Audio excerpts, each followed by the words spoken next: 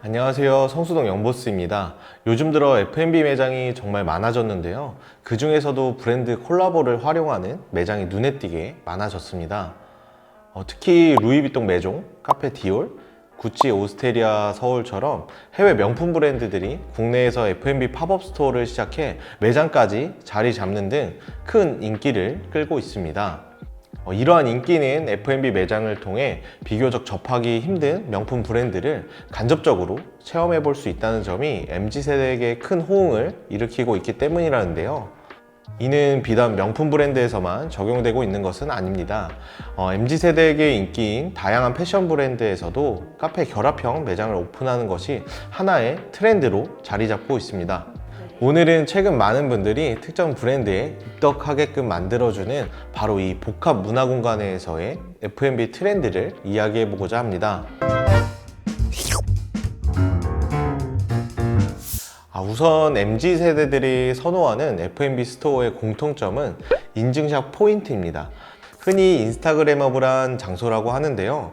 인스타그래머블한 요소들은 브랜드 입덕의 가장 중요한 포인트라고 할 수 있습니다. 구찌는 22년 3월 한남동에 레스토랑 구찌 오스테리아 서울을 오픈했고, 디올은 같은 해 4월 성수동에 디올 성수를 오픈했습니다.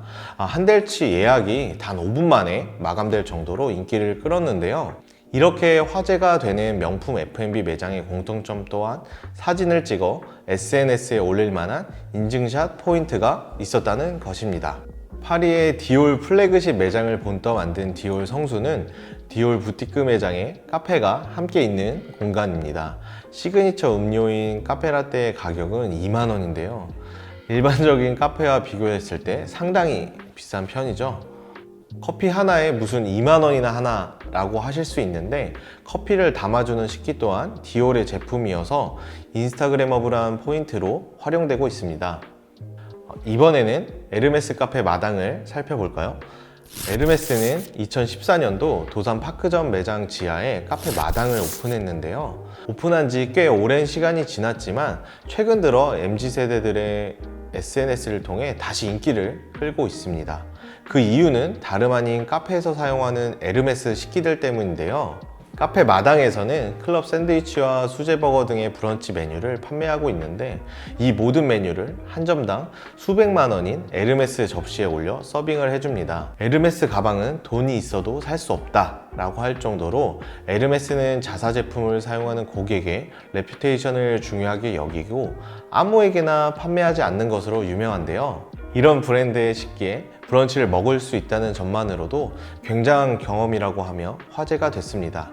SNS에 이를 찍어 인증샷을 올리는 사람들이 많을 수밖에 없었죠. 참고로 이런 트렌드를 파악한 마켓컬리는 22년 3월 팝업 스토어로 에르메스 브랜드전을 열었는데요.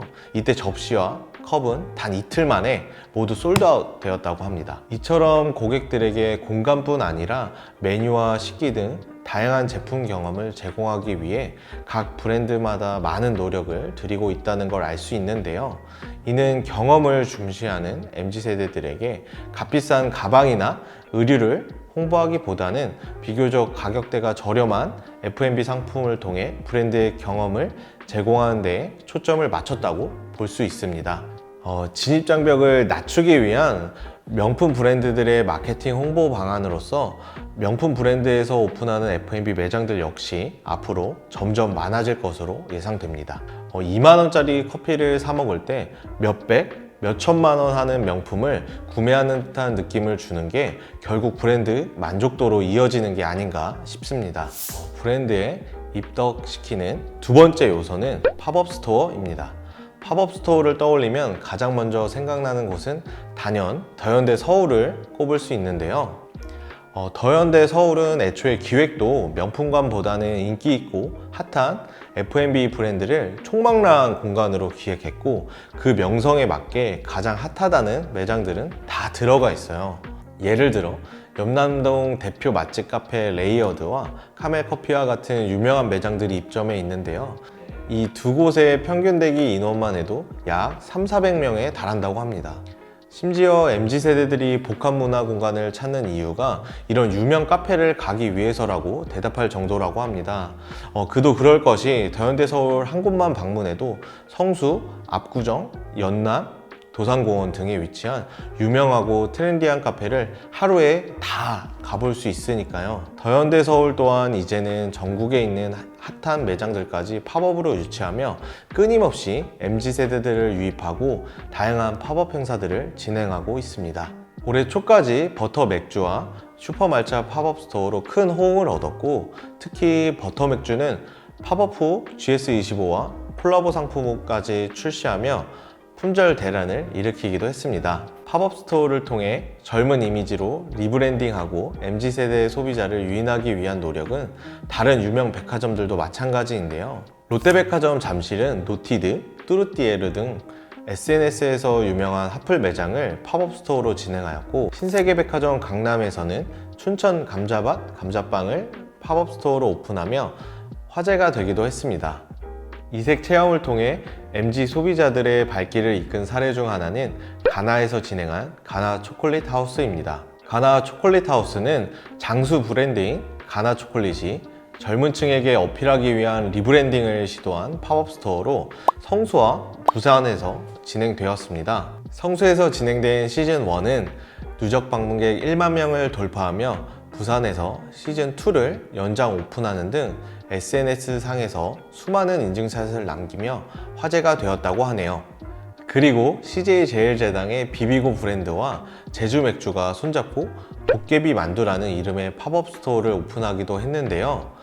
제주맥주와 콜라보하며 만든 맥주를 선보이면서 MZ세대 소비자들의 관심을 끌었습니다. 그 뒤로 CJ제일제당의 브랜드 이미지가 젊어졌다고 평가를 받고 있기도 합니다.